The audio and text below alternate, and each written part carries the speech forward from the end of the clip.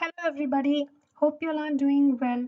This is Dimple here again, welcoming you all back to my next tutorial on Android Framework components.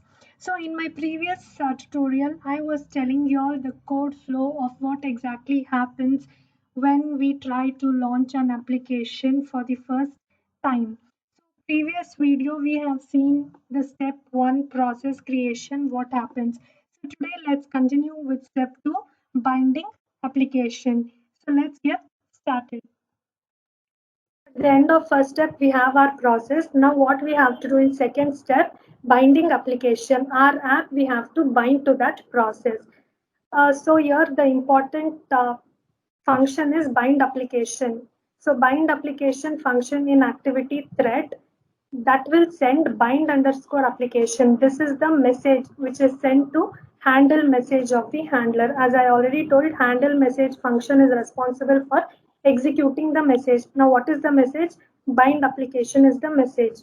So this handle message will call handle bind application in turn, and at the end of this our app is binded to our process.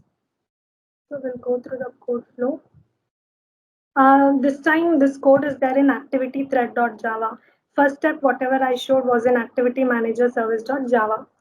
So we are in bind application function. Here I'm just printing the process name and the app info. Then after we come here, set core settings function will be called, where few core settings will be done to the application. After that, here comes the important part, send message. I already told in the introduction, right? Send message and handle message are two important functions of handler.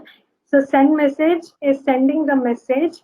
H is instance of handler. And what is the message? Bind application is my message. So I will go to bind application. So this is the message which has to be executed. I'll just scroll up and see which function we have landed in. So we are in handle message function. Handle message function will execute the message. So based on the message which is sent by the send message function, that particular switch case will be executed. So right now we are here in this particular case. Handle bind application.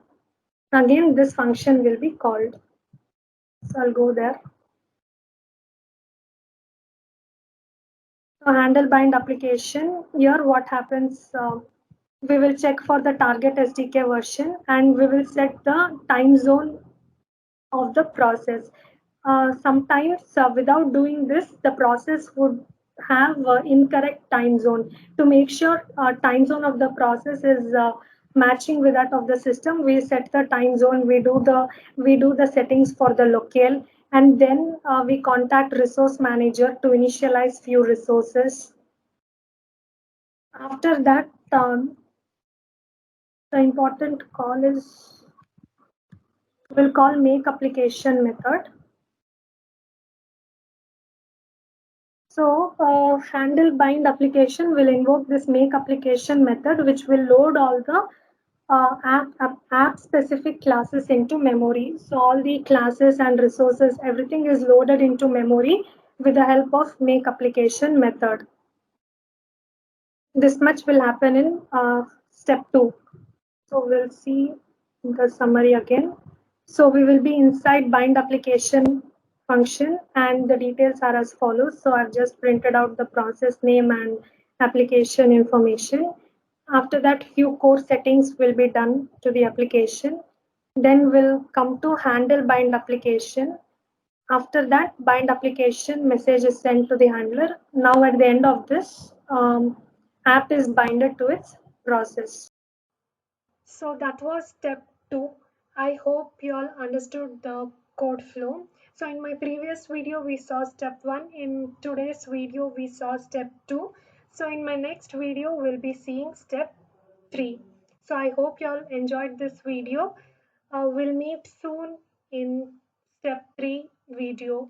Until then, take care, stay tuned. Bye.